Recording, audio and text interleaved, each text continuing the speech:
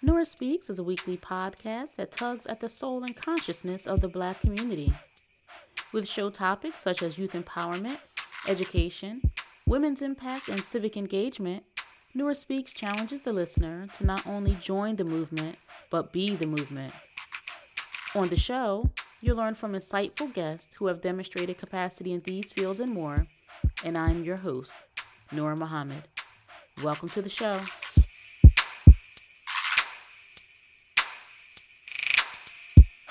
Welcome.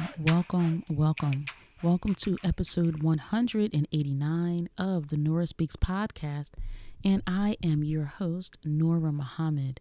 It's always a privilege and pleasure to be with you and to have your attention and have your support of the Nora Speaks podcast. I am very grateful for this opportunity, and I thank God for having the will and the desire to be an instrument to share truth, to share wisdom, to share insights that I have learned and have been successful in applying, and others have been successful in applying, so that we can improve outcomes in our community. But first, for us to improve the outcomes in our community, for us to improve the educational system, for us to increase the safety in our communities and reduce violence, for us to reduce and eliminate addictive, harmful behaviors, we have to have information. We have to have information, and we have to have behavior change. And often behavior change does not come until we have information. I mean, for those of us who have raised children, there's a time in your child's life where you don't explain why your child should or should not do. You just give instructions, and the explanation may or may not come, perhaps until a later time.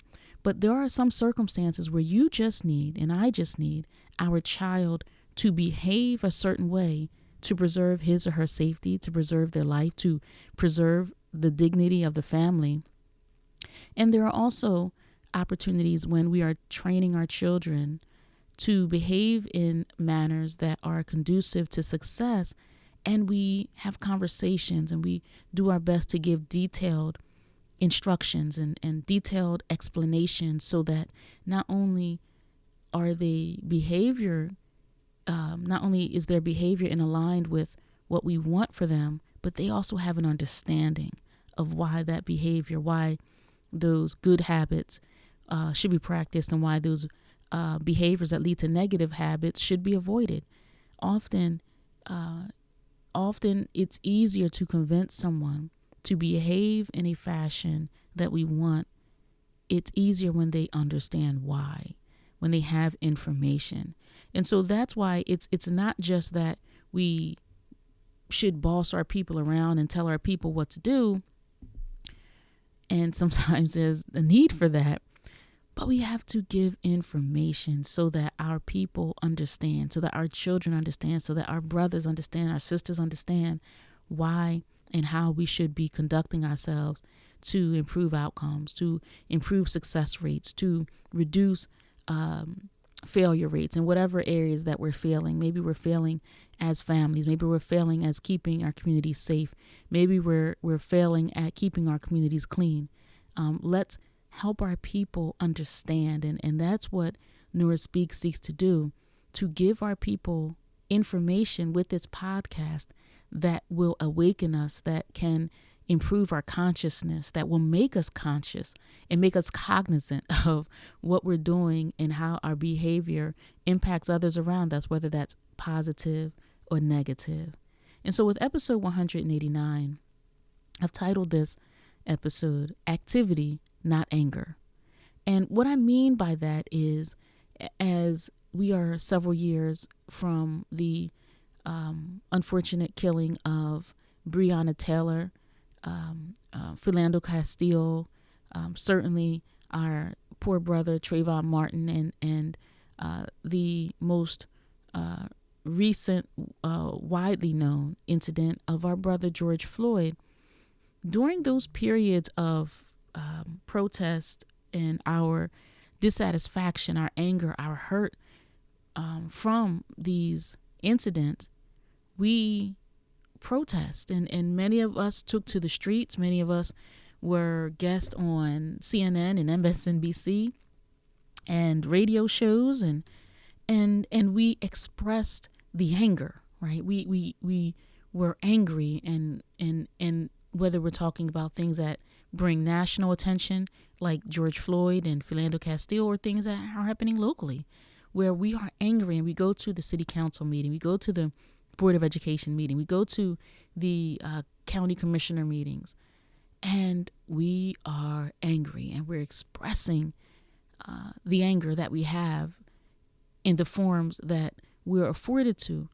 However, what I think that we should know and understand is that showing our anger to our oppressor, to those who are in positions of power and influence and control, even showing them our anger, our outrage, and sometimes you see our people, it's almost as if, and I really don't mean to be facetious, but some of this we know is performative. Some of us go in these forums and we're almost competing to show who can show that they're the most angry, or can, yell the loudest, and push the podium around, bang on the podium. That doesn't change things, right? Showing folks our indignation, we're mistaken if we think that this emotional expression is going to change the way we are treated politically, economically, educationally, socially. Anger is not what changes things. Activity is what changes things. Anger is no more than an emotion. It's an emotional response, and it's something that we experience in intervals, right? It's not perpetual. A person isn't just perpetually angry. At some point, that anger, that strong emotion, it fades. It fades the same way happiness, right? The same way joy is, and the same way grief, right? It's an expressed emotion, and they fade. Sometimes they're more intense, and sometimes they're less intense, right? So in those, we know some folks, we say that Negro is always angry, but even if we choose to stay locked into that emotion, anger produces stress, right? And when we have stress, that works against our well-being. I've shared in a previous episode how stress and trauma impact our blood pressure, our blood sugar, our cholesterol levels even. So anger is not an emotion that is helpful. Anger is not an emotion that is healthy to experience over and over and for a sustained period of time. And so what I suggest in this episode is that instead of our anger, what we need is our activity. We need work. We need effort. We need action. And so the activity that we need is an organized activity. It's a collective activity. It's activity that's based on the shared needs and the principles that we have. And whatever that goal or target is that we've set for ourselves, whether that goal is to open a school, to open a supermarket, if that target is a clean streets campaign, a campaign to interrupt violence, when we have agreed upon the goal, the target, then we have to create a structured system, structured activities to achieve the goal. And when we agree and we're principled, then we're going to have standards that can't be violated, because if we violate standards and principles, it's going to interrupt the achievement of our goals. It's so important that we understand and recognize that,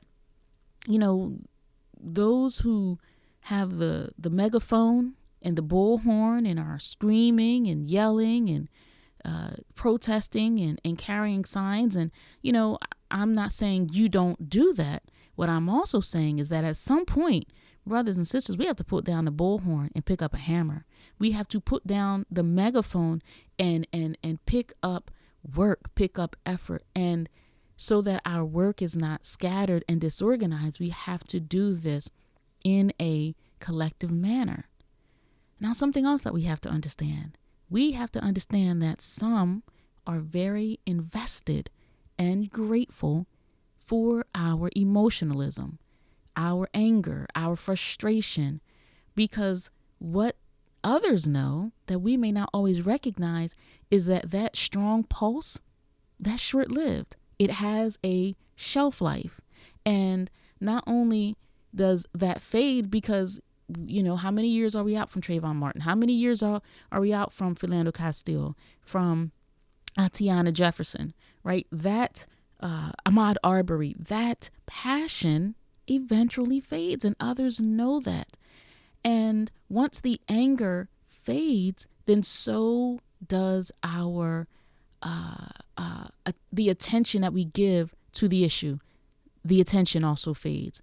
I saw a report, or I heard a report about black bookstores and how right after the murder of George Floyd, the patronage of black bookstores skyrocketed. Well, where do we think it is now? Now it's close to where it was prior to the killing of George Floyd, because that passion, that anger fades, and our attention to the needs of supporting black businesses, our attention also fades. And quite frankly, if we're angry and emotional, then that's going to promote a disorganized thinking, rash behavior, mistakes on our part. So back to activity, collective, organized activity with a target in mind and principles and standards that we agree to abide by to achieve that goals. And when we have organized and collective activity, and if we have principles and standards that we will all respect towards achieving that goals, it doesn't matter if I come and I'm angry and I'm sad, or if I'm frustrated, or if I'm happy, or if I'm grieving. It doesn't matter, because the principles and standards will always be respected, and the achieving of that goal can be accomplished. But if we're going to be an emotionally driven people, and we are, brothers and sisters, we're very emotionally driven, then we will not be successful in achieving our goals. And so there's folks who talk about passions and doing your passion, and people talk about motivation, and an incident like what I described can certainly motivate us. It can motivate us and get us excited about coming together and supporting black businesses. However, consistency is better than motivation, because if we only unite when there's motivation, then when the incidents occur that motivate us, when they're present, we're going to get together and we're going to talk about unity.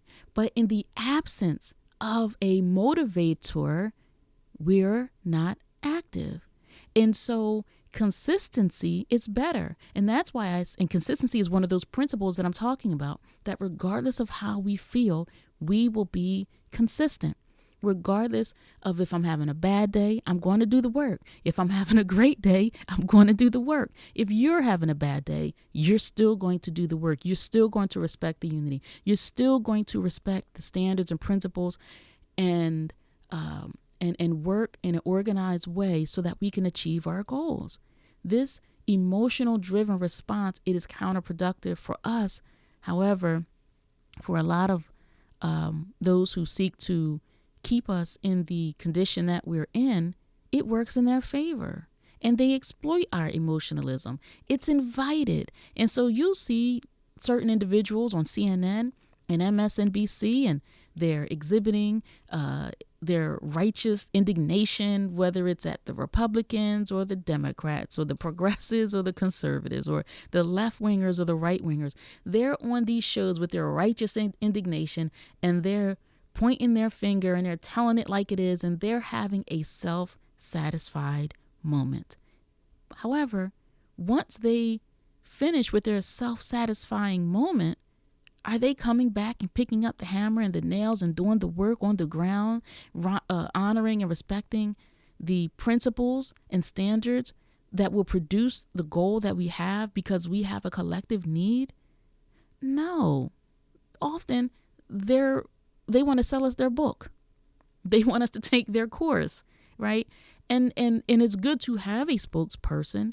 However, if the spokesperson is someone that hasn't produced what they've talked about, or if their words are only in condemnation of the wrong or the harm that has been done to us, but it's not in the promotion of activity that we need to engage in to prevent future insults, harms to us, then that's not the spokesperson that we need. And so when we attend our community meetings, our council meetings, our Board of Education meetings, be thoughtful about what we're saying. Be thoughtful about our presentation. And we should want more than a moment of self-satisfaction, personal satisfaction, because we have the spotlight. What are we doing when the camera is not there? What are we doing when the spotlight is off us? What are we doing when the mic is turned off? Do we witness the fruits of our performance? I should say not. I haven't seen it, and I'm sure you haven't seen it. Our communities are still leading in the worst statistics, and we are very far behind in the good statistics. So what we need is anger, not activity. We need organized, collective activity. We need to decide what is our current target. Is it a school? Is it a supermarket? Is it a clean community? What are we looking to achieve? And then set aside principles and standards that we promise, that we are committed to not violating, and maintain that consistency.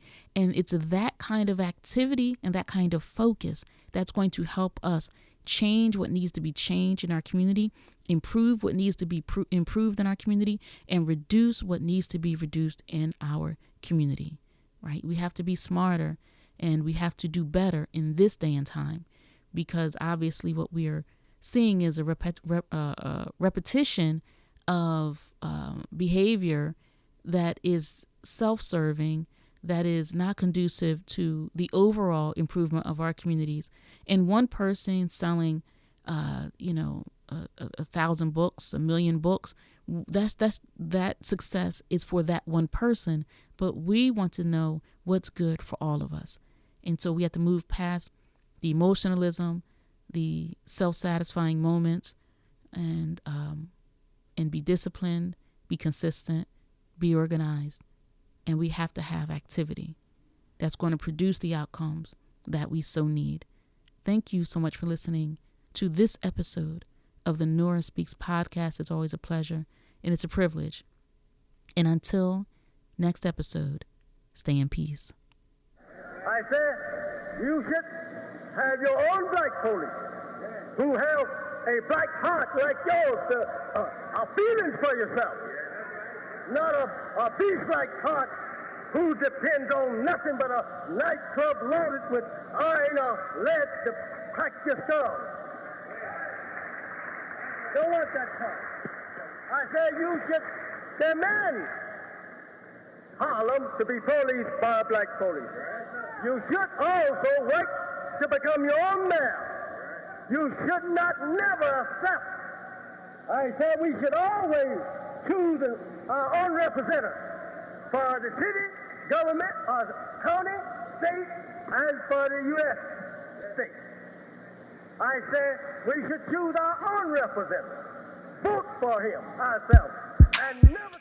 Thank you for listening to another episode of the Nora Speaks podcast. Be on the lookout for a new episode coming at you fresh next week. And as always, if you want to learn more about me and the work that I do, visit my website, norahmuhammad.com. Or if you have a listener question, email me at info@norahspeaks.com. You can also follow the Nora Speaks podcast on Facebook, Instagram, and Twitter at Nora Speaks Podcast. I'll be sure to include links in the show notes. If this show has value to you, please subscribe, rate, and review, and share it with family and friends. And be sure to check out previous episodes. And remember, don't just join the movement, be the movement. Stay in peace.